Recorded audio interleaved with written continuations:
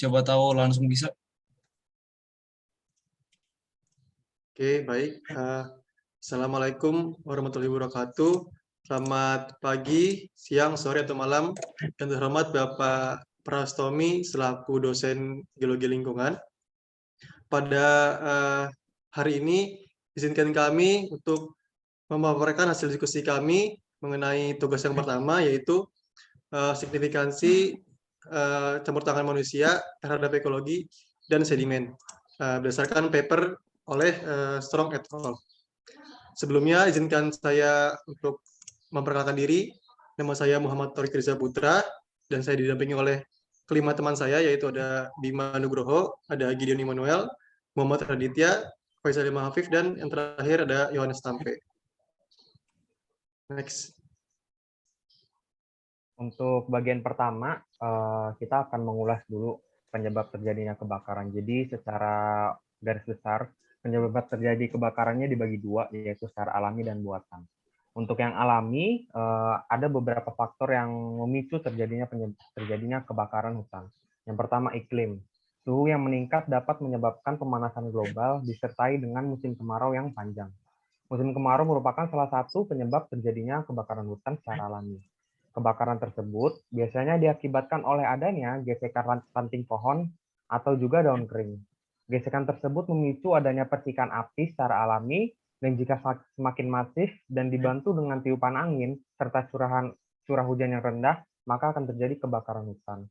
Kebakaran hutan karena musim kemarau panjang biasanya terjadi di lereng gunung. Suhu yang tinggi juga bisa langsung memicu adanya kebakaran hutan.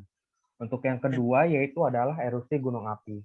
Lahar panas atau lava dari erupsi gunung api dapat membakar hutan secara alami. Dan yang terakhir adalah petir. Percikan api dapat dipicu oleh sambaran petir karena petir sering menyambar benda-benda yang tinggi seperti pohon, tebing, atau batuan, dan juga kabel listrik. Next. Baiklah, selanjutnya saya akan menjelaskan penyebab terjadinya kebakaran. Kali ini saya akan membahas penyebab dikarenakan oleh campur tangan manusia atau faktor buatan. Jadi faktor kebakaran hutan ini yang bisa diakibatkan oleh manusia itu secara umum disebabkan oleh dua faktor. Yaitu pertama karena faktor kelalaian manusia, dan yang kedua itu faktor kesengajaan. Pada faktor kelalaian manusia, faktor ini umumnya itu dikarenakan oleh aktivitas manusia saat berada di hutan atau berada di alam. Ini bisa dikarenakan karena membuang karena puntung rokok ataupun api unggun bekas perkemahan. Selanjutnya, yaitu yang kedua faktor kesengajaan. Faktor kesengajaan ini biasanya digunakan untuk membuka lahan untuk perkebunan dengan cara membakar lahan. Pembukaan lahan dengan cara membakar dilakukan pada saat pembukaan lahan baru atau untuk peremajaan tanaman industri pada wilayah hutan. Dan juga pembukaan lahan dengan cara membakar ini itu dilakukan dikarenakan membakar ini menggunakan biaya yang murah, tapi jelas cara ini tidak bertanggung jawab dan menimbulkan dampak yang sangat luas ke lingkungan maupun ke sekitarnya. Boleh, next.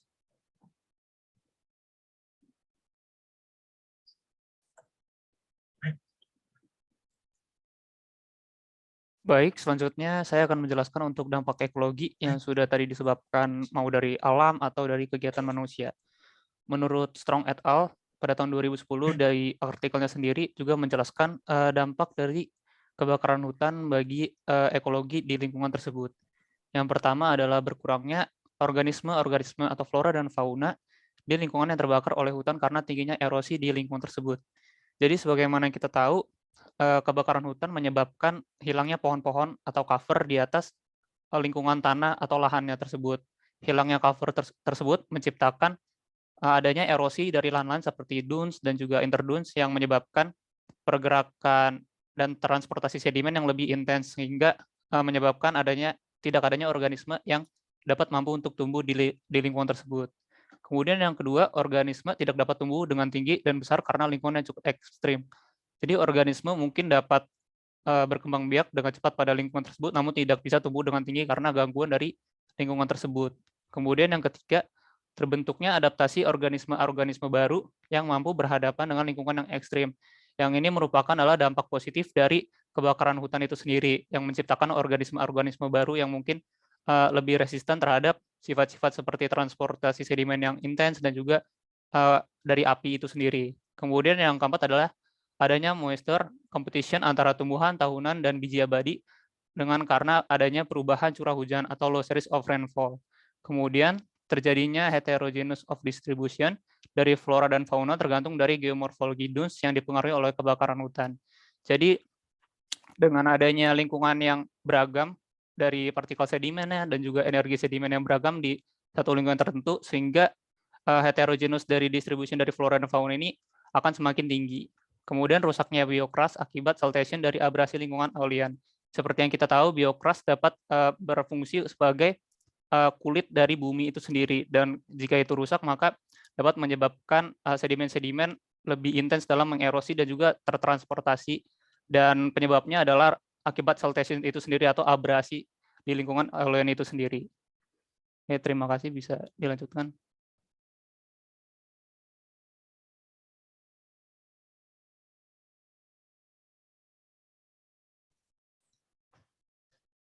Selanjutnya saya akan menjelaskan dampak kebakaran hutan terhadap sedimen pada daerah yang bersangkutan.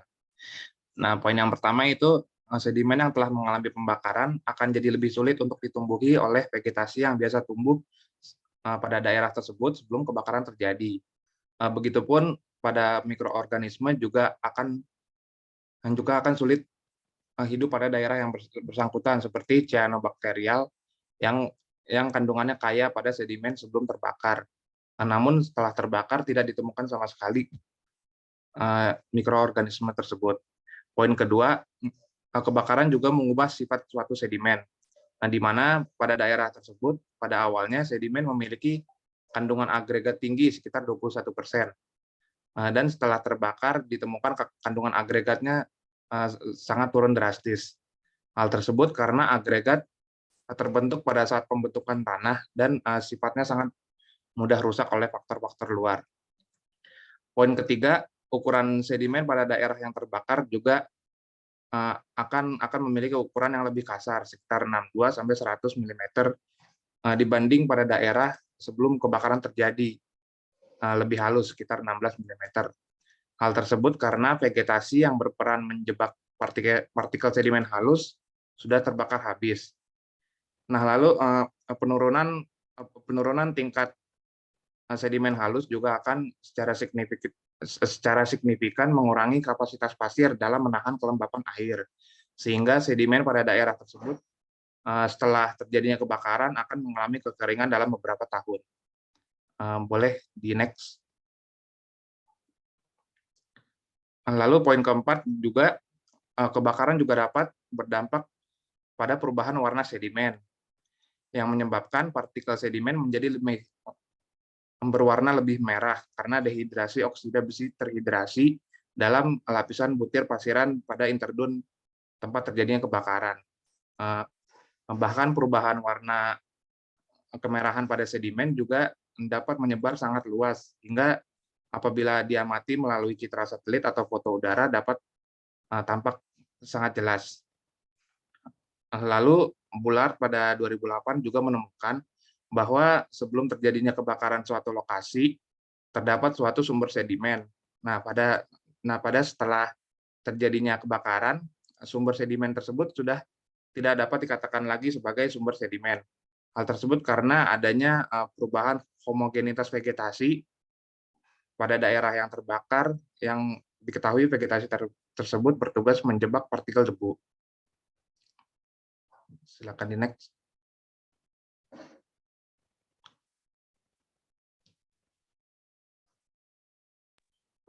Baik, setelah kita mendengar apa saja faktor, kemudian dampak-dampak yang dihasilkan dari kebakaran hutan ini, selanjutnya saya akan menjelaskan sekiranya solusi atau langkah-langkah preventif serta represif yang dapat dilakukan oleh manusia agar dapat meminimalisir terjadinya kebakaran hutan ini sendiri. Nah, untuk langkah preventif atau sebelum terjadinya bencana tersebut, terdapat beberapa hal diantaranya termasuk di dalamnya ada yang pertama meminimalisir pembukaan lahan. Nah, hal ini tuh bisa dilakukan Seperti yang kita ketahui, rata-rata pembukaan lahan ini terjadi akibat adanya peledakan penduduk atau baby boom. Nah, mungkin kita sebagai masyarakat dapat melakukan sosialisasi terkait dengan program KB atau program perencanaan agar masyarakat itu tidak memiliki anak lebih dari 2, agar tidak terciptanya peledakan penduduk pada suatu wilayah. Seperti itu. Kemudian selanjutnya ada langkah kedua, yaitu mensosialisasikan mitigasi partisipatif karhutla. Nah, hal ini saya baca melalui artikel dari Badan Nasional Penanggulangan Bencana, yang mana di sana pernah diadakan suatu sosialisasi mitigasi partisipatif terkait dengan pengolahan tanah gambut. Nah, tanah gambut itu merupakan tanah yang memang sekiranya tanah tersebut sudah busuk atau tidak dapat digunakan kembali. Namun ternyata tanah gambut itu bisa digunakan untuk melakukan penghijauan kembali nih teman-teman. Tanah itu bisa dilakukan untuk dijadikan sebagai pupuk alami yang banyak sekarang pupuk-pupuk itu yang mengandung bahan kimia. Namun untuk pupuk dari bahan gambut ini saya kira lebih baik untuk sebuah tanaman di sebuah wilayah seperti itu. Kemudian selanjutnya yang ketiga ada mengurangi pembuangan CFC.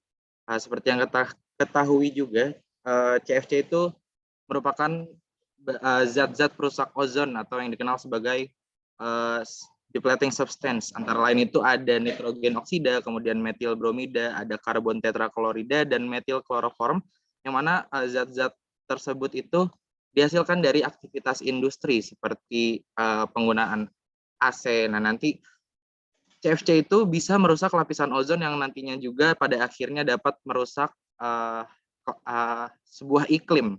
Nah, dari sebuah iklim yang rusak itu bisa kita rasakan nanti di masa yang akan datang, seperti halnya kemarau yang berjalan sangat panjang sehingga tidak adanya turun hujan. Hal tersebut bisa juga memicu terjadi kebakaran hutan. Kemudian langkah preventif yang terakhir ini untuk mencegah, kita bisa membuat suatu kebun binatang konservasi agar sekiranya nanti terjadi kebakaran hutan, kita sudah ada nih lokasi untuk memindahkan hewan-hewan yang memang berasal dari habitat sana, kemudian kita pindahkan untuk dilakukan rescue nantinya. Oke, boleh di next.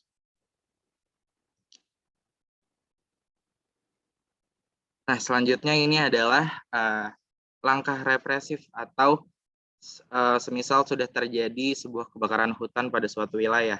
Ada 3 langkah yang kami diskusikan kemarin. Yang pertama itu ada dengan cara membuat hujan buatan menggunakan helikopter seperti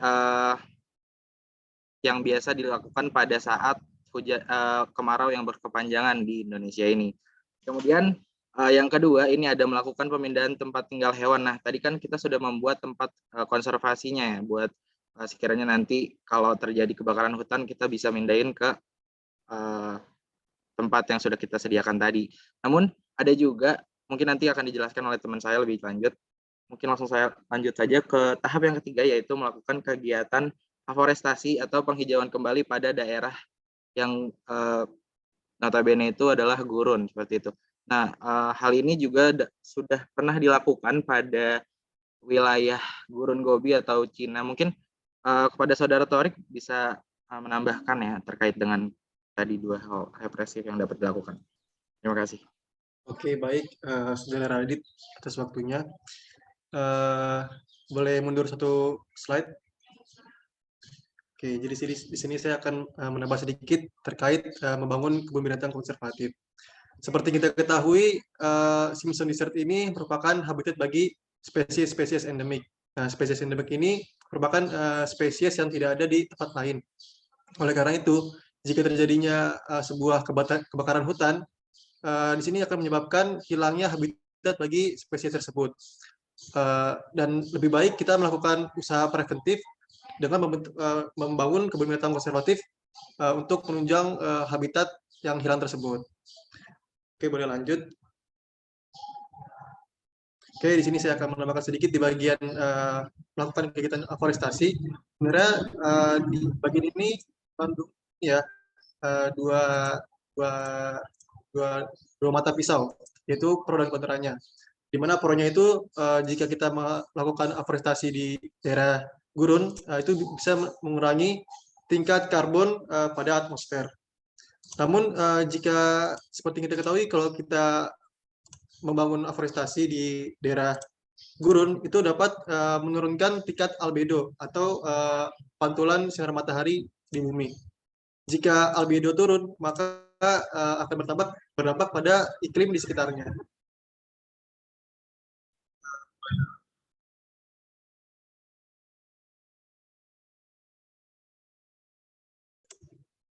Boleh di next. Oke, jadi ini referensi yang kami gunakan. Lanjut. Baik, sekian dari presentasi kami hari ini. Kurang lebih mohon maaf. Wassalamualaikum warahmatullahi wabarakatuh.